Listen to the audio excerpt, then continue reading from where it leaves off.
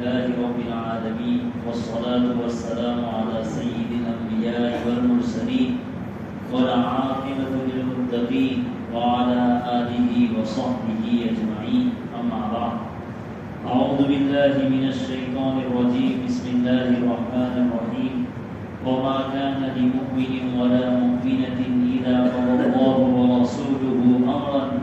أن يكون لهم الخيرة من أمرهم ومن يعص الله ورسوله فقد ضل ضلالا مبينا صدق الله العظيم. محترم بزرگوں اور برادران اسلام، نبی کریم صلی اللہ علیہ وسلم کی ذات اقدس اور آپ کی سیرت طیبہ، آپ کی پاکیزہ زندگی، یہ اللہ تعالیٰ کی طرف سے انسانیت کے لیے ایک واضح دلیل ہے حقانیت کی۔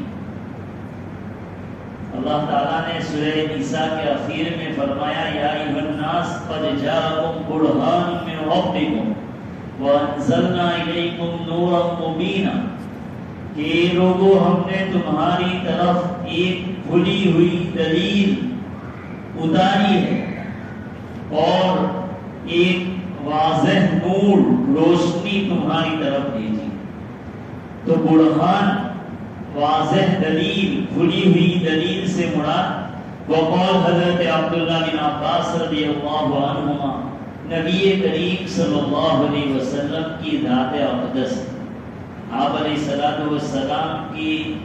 ذات سے متعلق جتنے بھی واقعات ہیں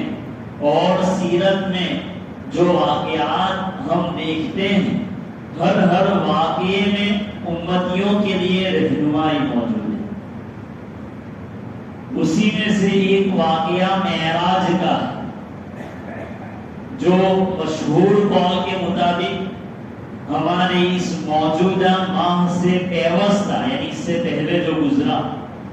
رجب کا مہینہ، اس میں یہ واقعہ پیش آیا تھا، اور اس سے متعلق جو امتیوں کے لیے رہنمائی ہے وہ بے شمار علماء نے ان کو ذکر کیا، لیکن اس میں سے ایک درس، ایک سبق اور ایک عبرت سے متعلق ابھی تذکرہ کرنا مقصود ہے۔ اس سے پہلے ہم اس کا پس منظر معلوم کر لیں کہ معراج کے موقع پر جو واقعات پیش آئے ان میں سے ایک بات یہ بھی پیش آئی کہ جب صبح میں نبی کریم صلی اللہ علیہ وسلم اس سفر سے واپس تشریف لائے ہیں تو اپنی چچازاد بہن حضرت ام ہانی رضی اللہ تعالیٰ عنہ کے سامنے اس سفر کا تذکرہ کیا کہ میں نے ایک ہی رات میں بیت اللہ سے بیت المقدس کا، جس کو قرآنی اصطلاح میں اسراء کہا جاتا ہے، اور وہاں سے ساتواں آسمان اور اللہ تبارک و تعالیٰ کے دربار کا سفر کیا، وہاں حاضری نصیب ہوئی، جس کو معراج کہا جاتا ہے۔ یہ تمام کا تمام سفر ایک ہی رات میں نے کیا۔ تو حضرت ام ہانی رضی اللہ تعالیٰ عنہ نے نبی کریم صلی اللہ علیہ وسلم سے مشورتاً یہ عرض کیا کہ اللہ کے رسول، آپ اس واقعے کا تذکرہ مکہ والوں کے سامنے نہ کریں۔ وہ مکہ والوں کے مزاج کو جانتی تھی کہ یہ حقیقت ناشناس لوگ نبی کریم صلی اللہ علیہ وسلم کا مذاق اڑائیں گے، تمسخر کریں گے اور مذاق کا ایک دروازہ کھل جائے گا۔ وہ بخوبی جانتی تھی کہ یہ لوگ نبی کریم صلی اللہ علیہ وسلم کے ایک نظام غیبی، یعنی ایک فرشتہ جو آپ علیہ السلام کے پاس آ کر اللہ تبارک و تعالیٰ کے پیغامات پہنچاتا ہے، اس غیبی نظام کو ماننے کے لیے تیار نہیں ہے اور ایمان نہیں لا رہے ہیں، تو پھر وہ اس کو کیسے یقین کریں گے کہ ایک ہی رات میں آپ علیہ السلام نے اتنا طویل سفر کر۔ اس لیے انہوں نے مشورتاً آپ علیہ السلام سے منع فرمایا، لیکن چونکہ اللہ تبارک و تعالیٰ کی طرف سے نبی کریم صلی اللہ علیہ وسلم مکلف تھے کہ آپ کو جن امور کی تبلیغ کا اور لوگوں کے سامنے اظہار کا حکم دیا گیا تو آپ پر ضروری تھا کہ اس کو لوگوں کے سامنے ظاہر کریں. اس لیے آپ علیہ الصلوۃ والسلام بیت اللہ کے قریب پہنچے اور مکہ والوں کے سامنے اس واقعے کا تذکرہ کیا. ہوا وہی جس کا اندیشہ تھا. لوگوں نے ٹھٹھا کیا، مذاق اڑایا، خود بھی ہنسے، دوسروں کو بھی ہنسایا، تمسخر اور مذاق کے تیر پر تیر پھینکے. اور دشمنان اسلام نے سوچا کہ یہ بڑا ضروری اور قیمتی موقع ہے کہ حضرت ابوبکر صدیق رضی اللہ تعالیٰ عنہ کو نبی کریم صلی اللہ علیہ وسلم کی اس دعوت سے دور کرنے. چنانچہ حضرت ابوبکر کے پاس پہنچے اور بپہرے حجت تمام کرنے کے لیے ان کے سامنے یہ کہا کہ اگر کوئی شخص یہ دعویٰ کرے کہ میں نے ایک ہی رات میں بیت اللہ سے بیت المقدس کا سفر کیا، چونکہ یہ 1400-1500 کلومیٹر کا فاصلہ اس زمانے میں ایک ہی رات میں کوئی آدمی طے کر لے، یہ قابل یقین بات نہیں تھی، ناقابل یقین. اس لیے کہ اونٹوں پر یا پیدل اس زمانے میں سفر ہوتا تھا، اس لیے یقین ہی نہیں آ سکتا تھا کہ اتنا لمبا سفر ایک آدمی ایک ہی رات میں کر دے. تو پوچھا کہ کوئی آدمی اگر اس طرح کا دعویٰ کرے تو تم یقین کرو گے؟ حسب توقع حضرت ابوبکر صدیق رضی اللہ تعالیٰ عنہ نے جواب دیا کہ یہ ناقابل یقین ہے. بس اس سے زیادہ مکہ والوں کے لیے خوش ہونے کی کوئی بات نہیں تھی. وہ سمجھ گئے، ان کو یقین ہو گیا کہ محمد کے سب سے بڑے غمگسار اور محمد کے سب سے بڑے مددگار کو ہم محمد سے توڑنے میں آج تو کامیاب ہو جائیں. اس کے بعد انہوں نے کہا کہ یہ بیان کسی اور کا نہیں ہے بلکہ خود تمہارے ساتھی محمد یہ بات بیان کہ میں نے ایک ہی رات میں اتنا لمبا سفر کیا. فرمایا کہ اگر محمد یہ بات کہہ رہے ہیں تو مجھے اس میں یقین کرنے میں کوئی تردد نہیں. میں بنا چون و چرا اس بات کا یقین کرتا ہوں کہ آپ علیہ الصلوۃ والسلام نے ضرور یہ سفر کیا ہوگا،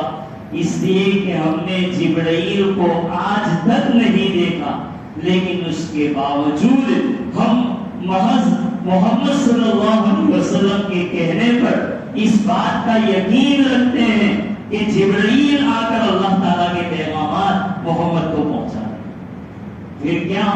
ہونا تھا کہ امتحان لیا گیا. ایک قول یہ ہے کہ حضرت ابوبکر صدیق رضی اللہ تعالیٰ عنہ نے کفار کے کہنے کے مطابق حضور سے سوالات کیے تاکہ ان کی زبانیں بند ہو جائے. ان کی زبان بندی کے لیے اور ان کی زبانوں کو گمراہ کرنے کے لیے حضرت ابوبکر نے سوال کیے. اور ایک قول یہ ہے کہ مکہ والوں نے سوالات کیے بیت المقدس کی در و دیوار سے متعلق، اس کے اطراف میں جو نشانیاں پائی جاتی تھی، حتیٰ کہ وہ قافلے جو مکہ المکرمہ سے وہاں بیت المقدس کی طرف یعنی شام اس زمانے میں تجارتی اسفار قافلے کرتے تھے، تو جو قافلے تجارت کی غرض سے وہاں گئے ہوئے تھے ان قافلوں کے احوال پوچھے گئے نبی کریم صلی اللہ علیہ وسلم سے. لیکن اللہ تبارک و تعالیٰ کی قدرت آپ کے سامنے یہ تمام مناظر، حالانکہ ایک آدمی ایک ہی مرتبہ کسی جگہ جاتا ہے تو اس کے تمام مالہ وما علیہ کا احاطہ نہیں کر پاتا کہ اس کی شکل کیا تھی، اس میں کتنے دروازے تھے. لیکن اللہ تبارک و تعالیٰ نے معجزے کے طور پر حضور صلی اللہ علیہ وسلم کے سامنے وہ پورا منظر رکھ دیا. ادھر یہ لوگ سوالات کر رہے تھے، نبی کریم صلی اللہ علیہ وسلم اس منظر کو سامنے رکھ کر ان کے جوابات دے رہے تھے. ان کی زبانیں گم ہو گئی. لیکن جن کے دل مریض ہوتے ہیں، جنہوں نے تہیہ کر دیا ہوتا ہے کہ ہم راہ حق پر آنے والے نہیں ہیں اور ہم تاریکیوں سے روشنی کی طرف سفر کرنے والے نہیں ہیں، وہ ان حقائق کے باوجود ایمان نہیں لا سکتے ہیں. چنانچہ ایسا ہی ہوا، وہ ایمان نہیں لائے. لیکن ہمیں اس بات کا فائدہ ہوا کہ حضرت ابوبکر صدیق رضی اللہ تعالیٰ عنہ کا یہ کردار قیامت تک کی انسانیت کے لیے ایک اسوہ اور نمونہ بن گیا۔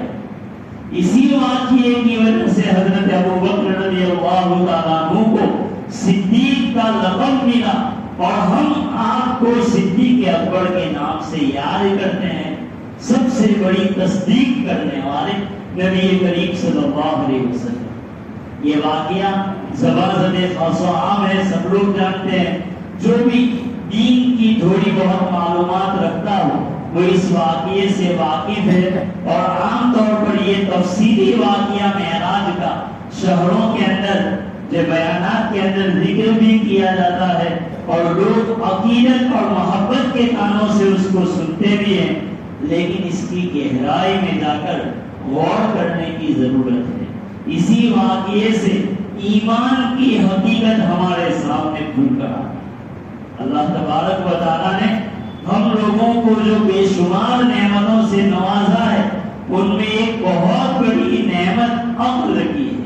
اسی عقل کا کرشمہ ہے کہ آج انسان فضاؤں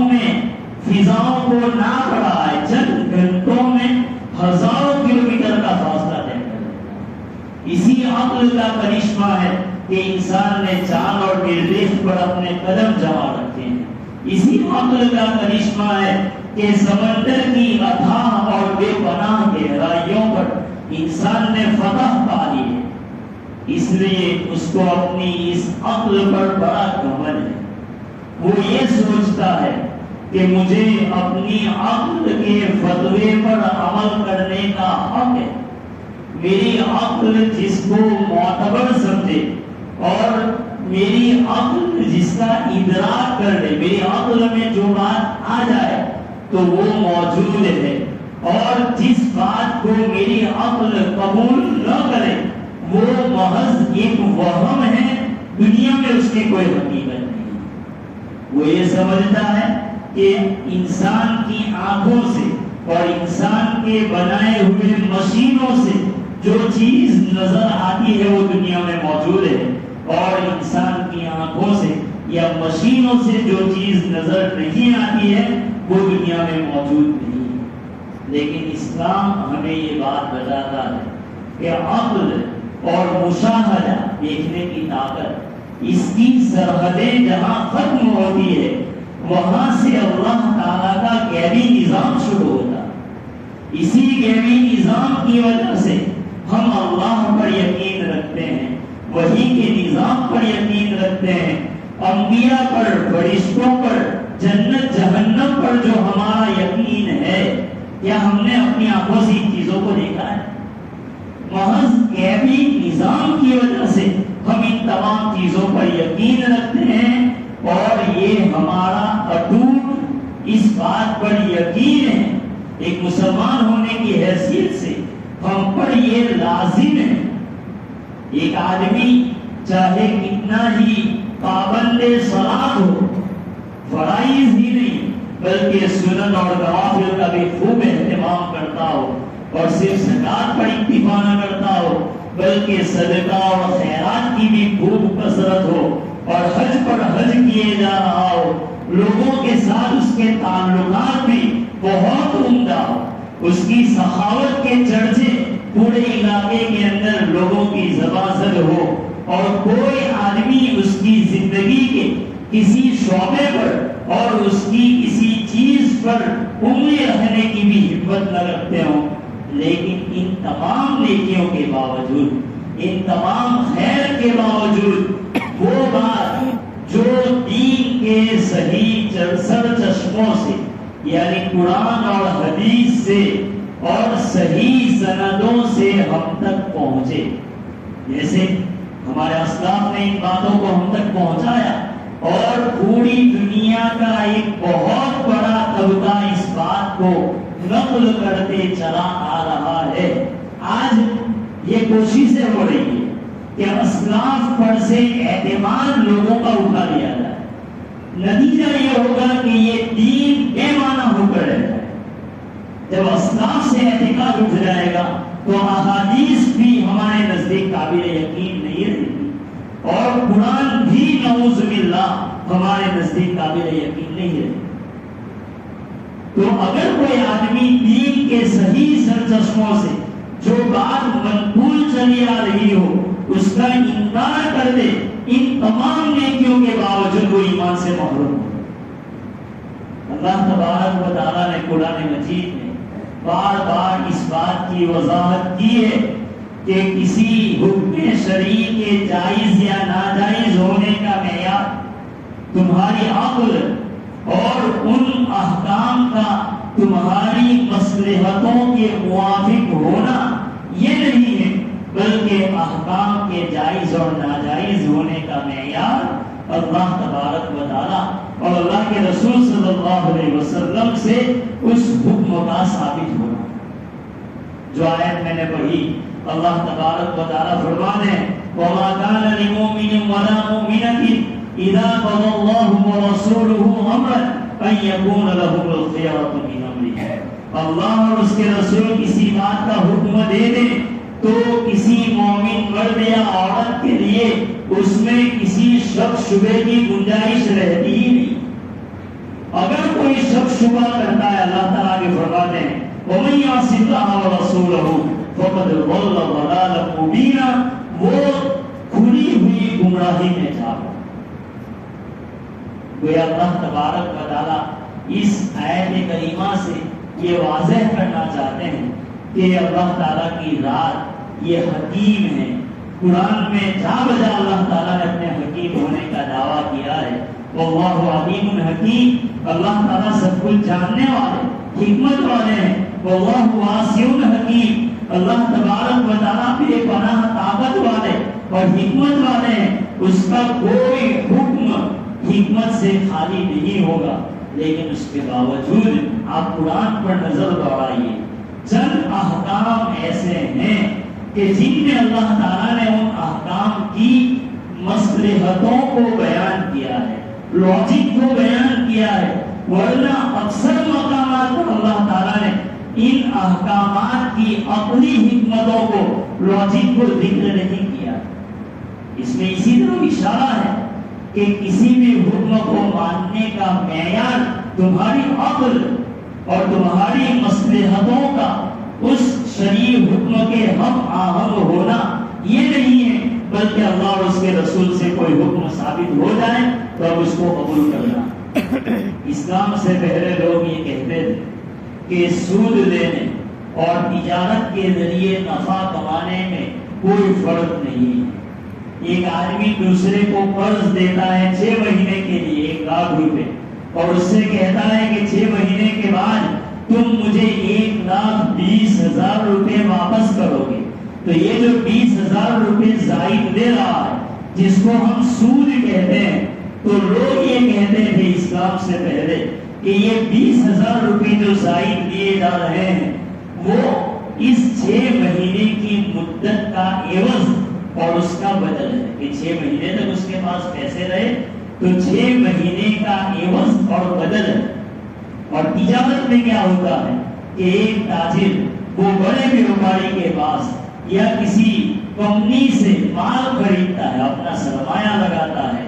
اور ایک چیز 100 روپے میں وہ خریدتا ہے، تو اب اس کو بکنے میں اور فروخت ہونے میں ایک دیر لگتی ہے، 1 مہینہ 2 مہینہ 3 مہینے میں جا کر اس کا وہ مال بکتا ہے، اور اسی 3 مہینے کے بدلے میں وہ اسی 100 روپے کی چیز کو 110 یا 120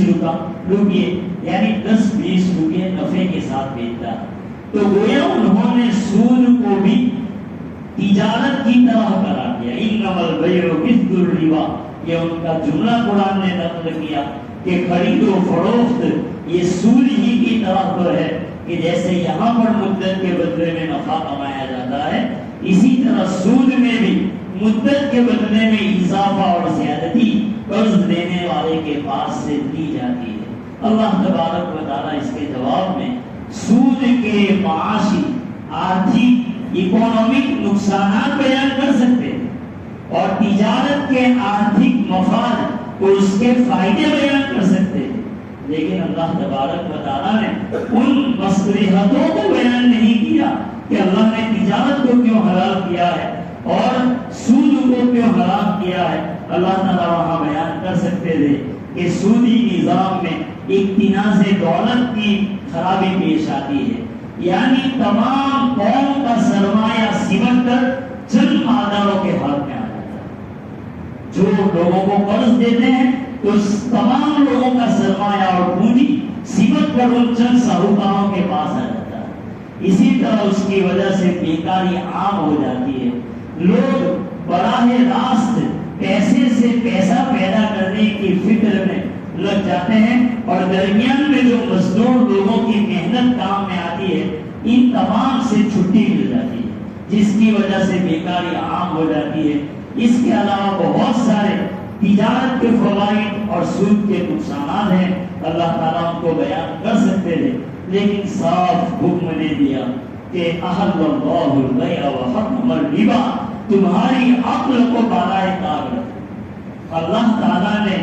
سود کو حرام قرار دیا ہے اور تجارت کو حلال کر دیا ہے، بس معاملہ ختم۔ اب اپنی اپنی گھوڑے یہاں نہ دوڑاؤ۔ لوگ کہہ رہے ہیں کہ کیا بات ہے، ایک انسان اپنے ہاتھ سے جانور ذبح کرے تو وہ تو حلال، اور جو جانور خود اپنی موت مر جائے گویا اللہ نے اس کو مارا ہے تو وہ حرام۔ یہ کہتے تھے زمانے جاہلیت کہ ہمارا ذبح کیا ہوا حرام اور اللہ کا مارا ہوا حرام، یعنی مردہ۔ اللہ تبارک و تعالیٰ وہاں مصلحت بیان کر سکتے ہیں۔ آدمی جب جانور ذبح کرتا ہے اس میں جو ناپاک خون ہے جس کی وجہ سے گوشت میں زہر پیدا ہو سکتا ہے، اس کا گوشت زہریلا بن سکتا ہے، تو وہ تمام خون ان رگوں کے کٹنے کی وجہ سے پورے جوش کے ساتھ باہر نکل جاتا ہے اور اس کے گوشت کے ساتھ بدن میں جو وہ زہریلا خون باقی نہیں رہتا، اس لیے وہ حلال ہے۔ اور جب وہ کوئی جانور اپنی موت مر جائے تو وہ زہریلا خون، بہنے والا خون جو ناپاک ہے، وہ اس کے گوشت میں سرایت کر جاتا ہے اور وہ گوشت آدمی کے لیے جسمانی طور پر بھی بہت ساری بیماریوں کا پیش خیمہ بن سکتا ہے۔ اس لیے اللہ تبارک و تعالیٰ نے جب آدمی خود اپنے طور پر ذبح کرے تو اس کو حلال کیا، مردار کو حرام کیا، لیکن اللہ تعالیٰ نے یہ مصلحتیں بیان نہیں کی۔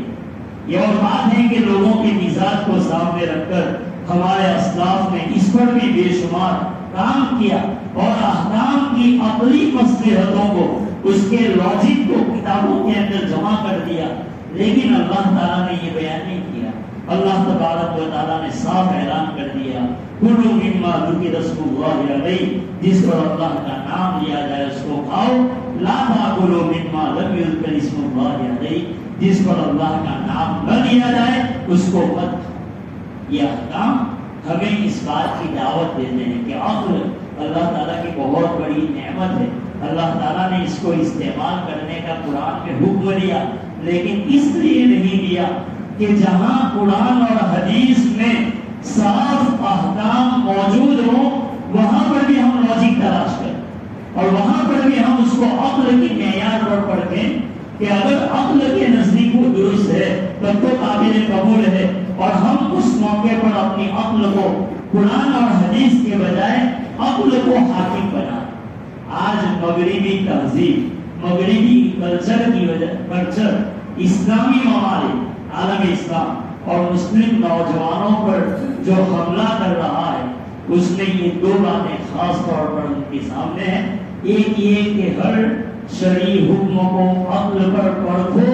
اگر تمہاری عقل میں وہ شرعی حکم آتا ہے تو پھر اس کو قبول کرو، ورنہ پھر اس کو رد کر دو۔ آج سوشل میڈیا پر آپ دیکھ لیجیے